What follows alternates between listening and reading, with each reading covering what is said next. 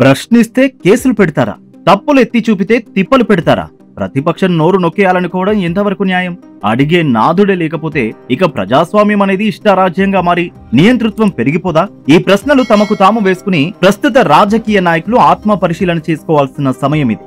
ఎప్పుడో నియంతల కాలంలో ప్రశ్నించే గొంతుకలను నొక్కేసిన సందర్భాలున్నాయి. తప్పులు ఎత్తి చూపితే దండనలకు గురి చేసిన దాఖలాలున్నాయి. సరిగ్గా ఇప్పుడు కూడా అదే జరుగుతోందా అనే విమర్శలు వస్తున్నాయి. ఇదంతా ఎందుకు చెప్పాల్సి వచ్చిందంటే, కొందరు రాజకీయ నాయకుల నోళ్లు నొక్కే ఉద్దేశంతో ప్రభుత్వాలు పెట్టిన కేసులను కోర్టులు కొట్టిపారేశాయి కాబట్టి, న్యాయస్థానాలున్నాయి కాబట్టి సరిపోయింది గాని, లేకుంటే ఈ అధికార ప్రభుత్వాల అరాచకాలకు నికార్సైన రాజకీయ నాయకులంతా జైళ్లలో మగ్గిపోవాల్సి వచ్చేదని విశ్లేషకులు అంటున్నారు.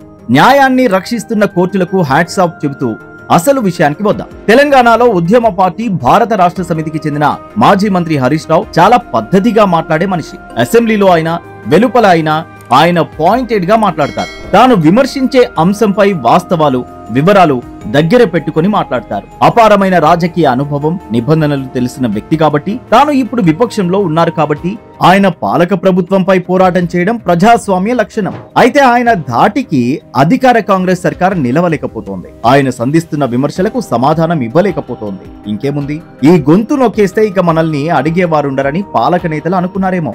ఆయనపై ఒక కేసు పెట్టేశారు. తెలంగాణ పాలిటిక్స్ ను కుదుపు కుదిపేసిన ఫోన్ ట్యాపింగ్ కేసులో హరీష్ రావును ఇరికించారు. సిద్దిపేట కాంగ్రెస్ ఇన్ఛార్జి చక్రధర్ గౌడ్ ఇచ్చిన ఫిర్యాదు మేరకు డిసెంబర్ 1న హరీష్ రావుపై పంజాగుట్ట పోలీసులు కేసు నమోదు చేశారు. దాంతో ఆయన తెలంగాణ హైకోర్టును ఆశ్రయించారు. ఫోన్ ట్యాపింగ్ వ్యవహారానికి సంబంధించి పంజాగుట్ట పిఎస్ లో తన మీద నమోదైన కేసు కొట్టివేయాలని హరీష్ రావు హైకోర్టులో క్వాష్ పిటిషన్ దాఖలు చేశారు. రాజకీయ కక్షతోనే కేసు నమోదు చేశారని పిటిషన్ లో పేర్కొన్నారు. నిరాధార ఆరోపణలు చేసి ఏ మాత్రం సంబంధం లేని కేసులో తన పేరుని ఇరికించి తన ప్రతిష్టను దెబ్బతీసేందుకు ప్రయత్నిస్తున్నారన్నారు. వాదనలు విన్న హైకోర్టు హరీష్ రావుపై కాంగ్రెస్ ప్రభుత్వం పెట్టిన అక్రమ కేసును కొట్టివేస్తూ స్పష్టమైన తీర్పిచ్చింది.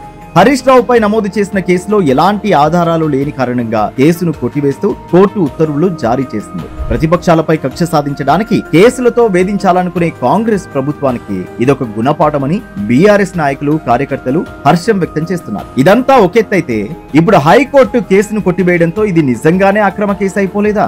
ఫిర్యాదు ఇచ్చింది కాంగ్రెస్ నేత కాబట్టి ఇది అధికార కాంగ్రెస్ ప్రభుత్వ కుట్ర అని రుజువైపోలేదా? కేసు పెట్టే ముందు సాక్ష్యాలు, రుజువులు రెడీ చేసుకోరా? ఎవరో ఒకడు కంప్లైంట్ కాగితం రాసిచ్చేస్తే అంతటి ప్రొఫైల్ ఉన్న నేతపై కేసు కట్టేస్తారా? దీనిని బట్టి పోలీసులు సైతం అధికార పార్టీకి వత్తాసు పలుకుతున్నారని అనుకోవాలా?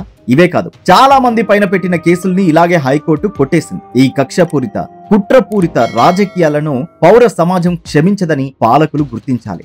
అధికారం శాశ్వతం కాదు. అధికారంలో ఉన్నప్పుడు ఎలా ప్రవర్తించాం, ఎంతవరకు మేలు చేశామన్నదే శాశ్వతం. తెలంగాణ సమాజం ఇదంతా గమనిస్తూనే ఉంటుందని పాలకులు గుర్తించాలి మరి.